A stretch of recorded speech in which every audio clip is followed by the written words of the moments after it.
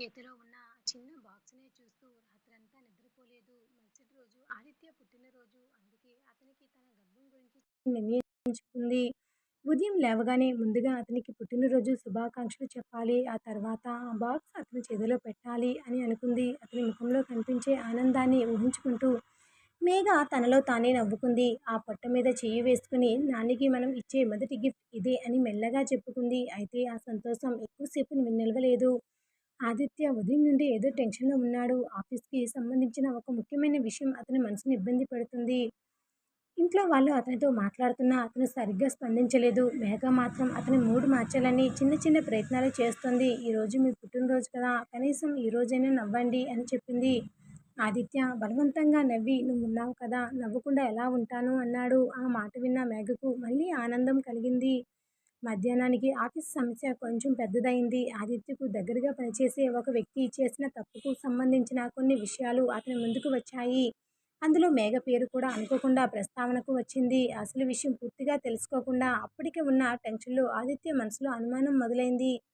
మేఘ మాత్రం ఏమీ తెలియకుండా సాయంత్రం కోసం ఎదురు చూస్తుంది. గదిలో గిఫ్ట్ బాక్స్ సిద్ధంగా ఉంది. చిన్న బేబీ సాక్స్, కార్డ్ అన్నీ అలాగే ఉన్నాయి. రాత్రి ఆదిత్య ఇంటికి వచ్చినప్పుడు అతని ముఖంలో కోపం స్పష్టంగా కనిపించింది.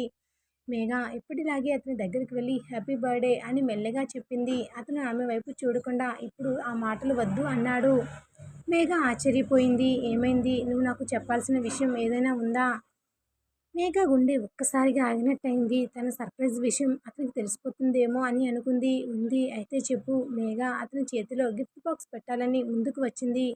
కానీ ఆదిత్య దాన్ని తీసుకోలేదు. ముందు నా ప్రశ్నకు సమాధానం చెప్పు. ఏ ప్రశ్న?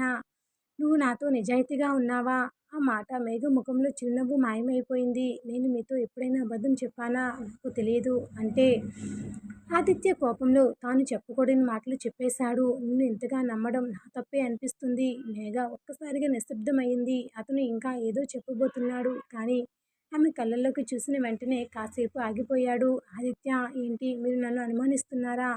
అతను కోపంతో అనుమానం రావడానికి కారణం నువ్వే ఇచ్చావు అన్నాడు. ఆ మాట ఆమె గుండెల్లో నేరుగా గుచ్చుకుంది. కొద్దిసేపటి క్రితం వరకు తన భర్త తాను తల్లి కాబోతున్నానని సంతోషంగా చెప్పాలనుకుని ఎదురు చూసిన ఆమె ఇప్పుడు అతని ముందు ఒక నిందితురాలిగా నిలబడింది. మేఘ చేతిలో ఉన్న గిఫ్ట్ బాక్స్ను మెల్లగా టేబుల్ మీద పెట్టింది. మీరు నా మీద ఎంత అనుమానం ఉందని నాకు తెలియదు. ఆదిత్య కోపంలో ఉన్నందుకు ఆమె బాధను పూర్తిగా అర్థం చేసుకోలేకపోయాడు. మేఘ, నేను కోపంలో లేదు. అతను ఆగిపోయాడు. మీరు కోపంలో అన్న మాట కావచ్చు. కానీ నేను విన్న మాట మాత్రం నిజమే కదా! ఆమె కళ్ళల్లో నీళ్లు చేరాయి. మీరు నా భర్త. మీరు నన్ను అందరికంటే ఎక్కువగా అర్థం చేసుకుంటారని అనుకున్నాను. కానీ ఈరోజు మీరు కూడా నన్ను నమ్మలేదని తెలిసింది.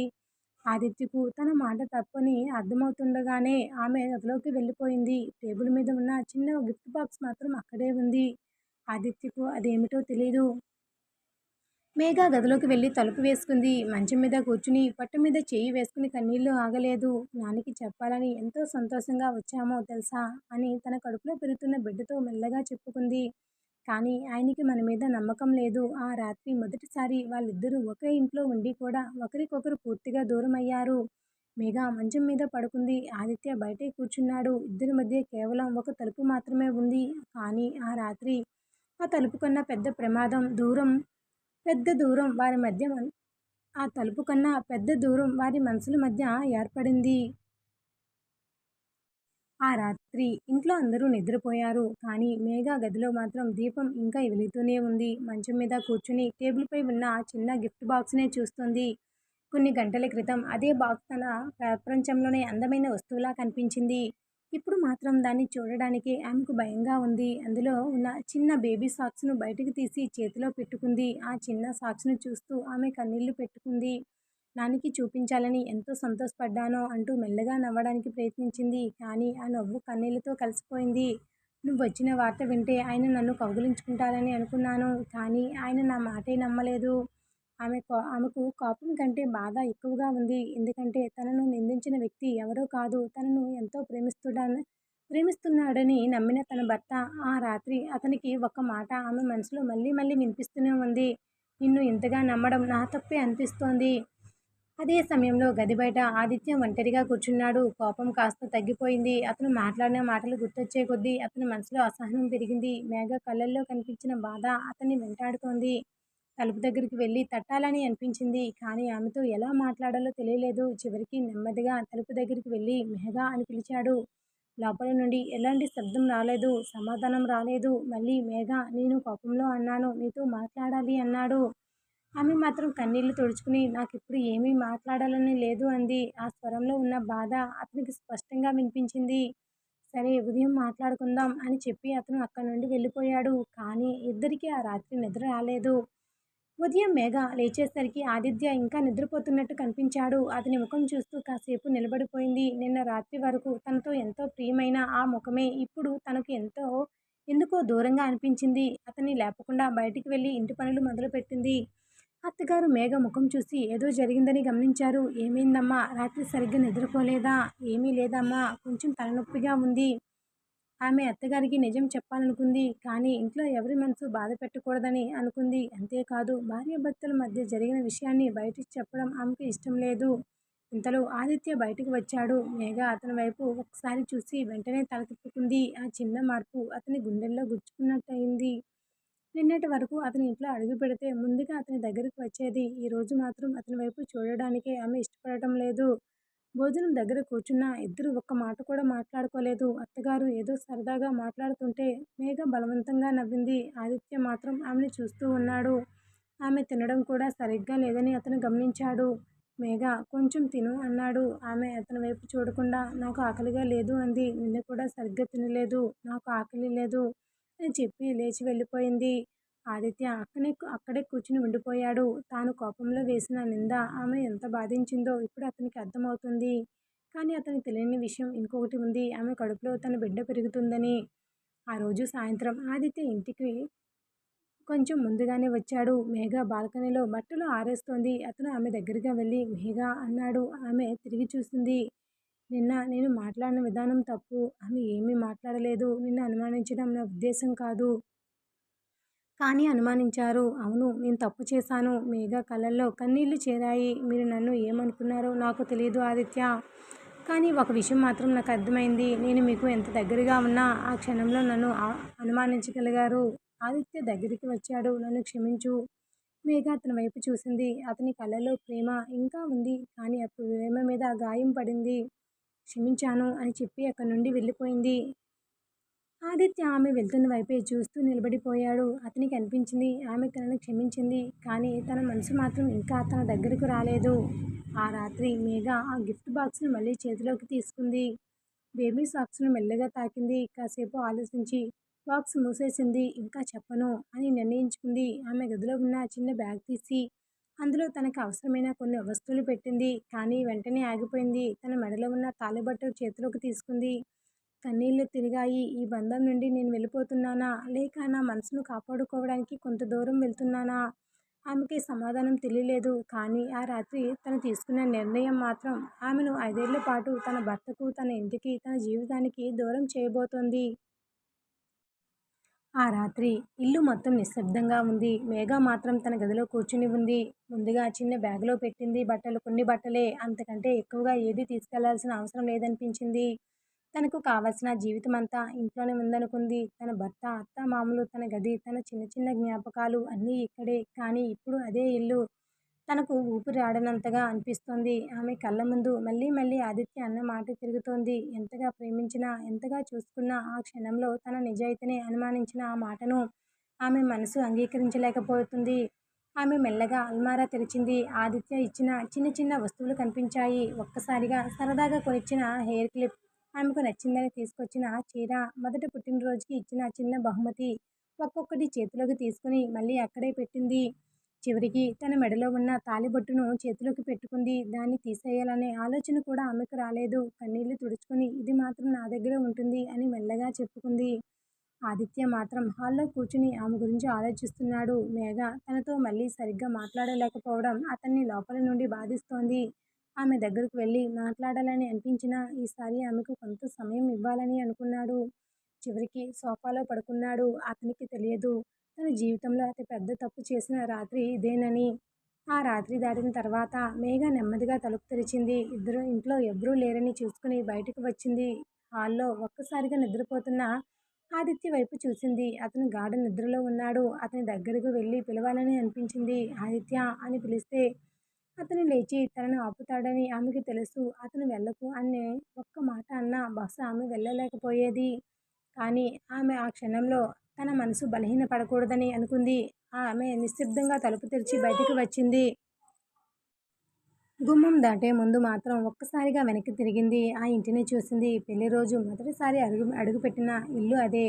ఇక్కడే తన జీవితంలో అందమైన రోజులు గడిచాయి. ఇక్కడే తనకు ప్రేమ దొరికింది. ఇదే ఇంటి నుండి ఇప్పుడు కన్నీళ్లతో బయటకు వస్తుంది. ఆమె కళ్ళల్లో నీళ్లు తిరిగాయి. నేను తిరిగి రావాలనుకుంటే నా మనసు నన్ను అనుమతిస్తుందో లేదో తెలియదు అని మెల్లగా చెప్పుకుని నడవడం ప్రారంభించింది. కొంత దూరం వెళ్ళాక తన చేతిని పొట్ట మీద పెట్టుకుంది. నువ్వు భయపడకు, అమ్మ ఉన్నది. ఆమె స్వరం వణికింది. మనకు ఎవరూ లేకపోయినా నేను నిన్ను వదలను. ఆమె దగ్గర డబ్బు చాలా తక్కువగా ఉంది. ఎక్కడికి వెళ్ళాలో కూడా స్పష్టంగా తెలీదు. కానీ ఆ ఇంట్లో ఉండి ప్రతి క్షణం అవమానాన్ని గుర్తు చేసుకోవడం కంటే తన బిడ్డతో ఎక్కడైనా కొత్తగా జీవించాలని నిర్ణయించుకుంది. మరొక వైపు తెల్లవారుజామున ఆదిత్య నిద్రలేచాడు. మొదట మేఘ గదిలోని లేదని అనుకున్నాడు.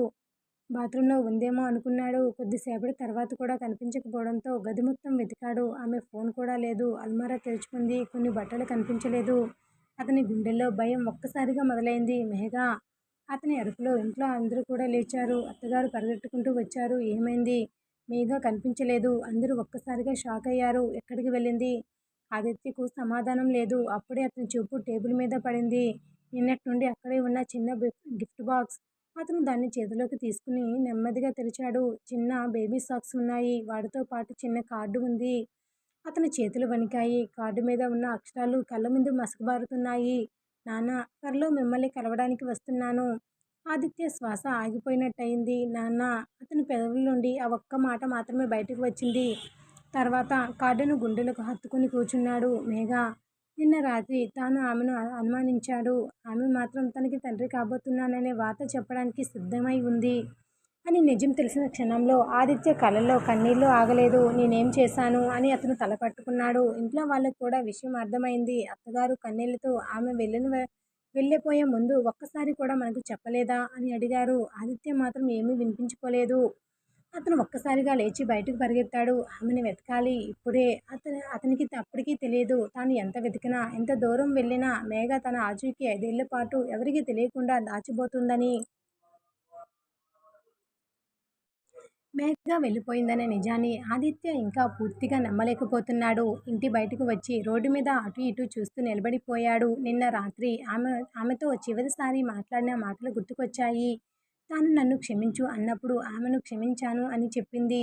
ఆ మాట విన్న తర్వాత ఆమె తనని వదిలి వెళ్ళిపోతుందని అతను ఊహించలేదు. కానీ ఇప్పుడు ఆమె ఎక్కడుందో తెలీదు. ఫోన్ లేదు. ఎక్కడికి వెళ్ళిందో ఎవరికీ చెప్పలేదు. తీసుకెళ్ళింది కూడా కట్టుబట్టలే. తన మెడలోని తాళిబొట్టు తప్ప ఆమె తనతో ఏ గుర్తింపును తీసుకుని వెళ్ళలేదు.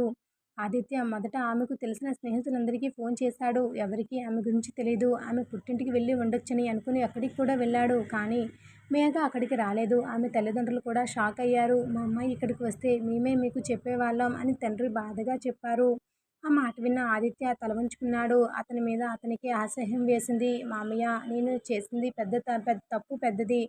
కానీ ఆమెను ఎక్కడైనా కనుక్కోవాలి. ఆమె ఒంటరిగా ఉంది. అతని గొంతులో బాధ చూసిన మేఘ తండ్రి కూడా కన్నీళ్లు పెట్టుకున్నారు. ఆమెను కనుక్కో అల్లుడు. కోపంలో వెళ్ళిపోయి ఉంటే తిరిగి వస్తుంది. కానీ ఆమె ఏదైనా అయితే. ఆ మాట పూర్తయ్యేలోపే ఆదిత్య ఏమీ కాదు మామయ్య, నేను ఆమెను కనుక్కుంటాను అన్నాడు. కానీ ఆ మాట చెప్పేటప్పుడు కూడా అతని మనసులో మాత్రం భయం పెరుగుతోంది.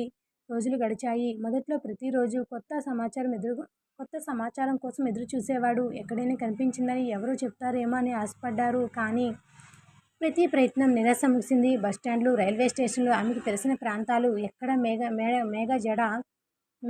జాడ కనిపించలేదు. ఒక రాత్రి ఆదిత్య తన గదిలో ఒంటరిగా కూర్చుని ఆ చిన్న బేబీ సాక్స్ని చేతిలో పట్టుకున్నాడు. ఆ సాక్స్ చూసిన ప్రతిసారి అతని గుండె పగిలిపోతుంది. వాటిని తన దగ్గరే దాచుకున్నాడు. ఎవరూ వాటిని తాకనివ్వలేదు. మేఘ తనకు చెప్పబోయిన మాటలను తాను వినకుండా చేస్తున్నానని బాధపడ్డాడు.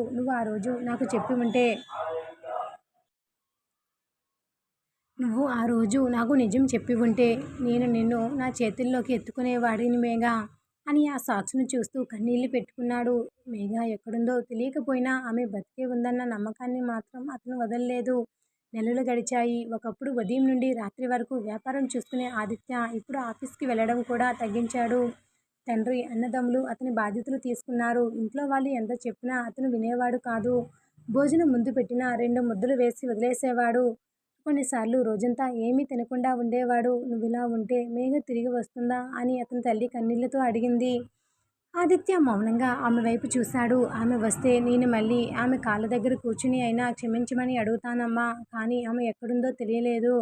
అతని తల్లి అతని తల మీద చెయ్యి వేసి, ఆమె నిన్ను ఎంతగా ప్రేమించిందో నాకు తెలుసు.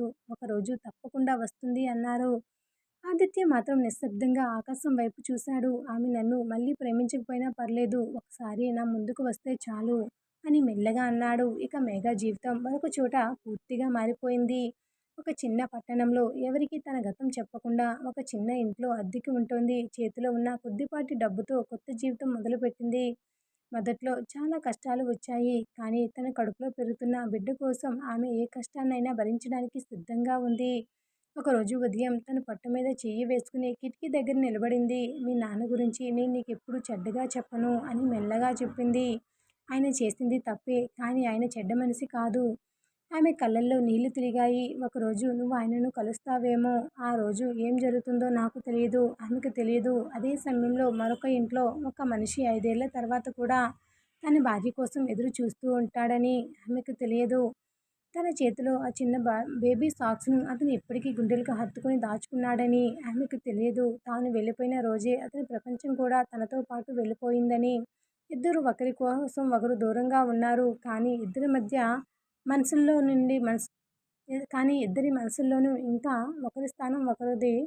మరొ ఒక ఇ ఇ ఇద్దరు ఒకరికొకరు దూరంగా ఉన్నారు. కానీ ఇద్దరి మనసుల్లోనూ ఇంకా ఒకరి స్థానం మరొకరిదే.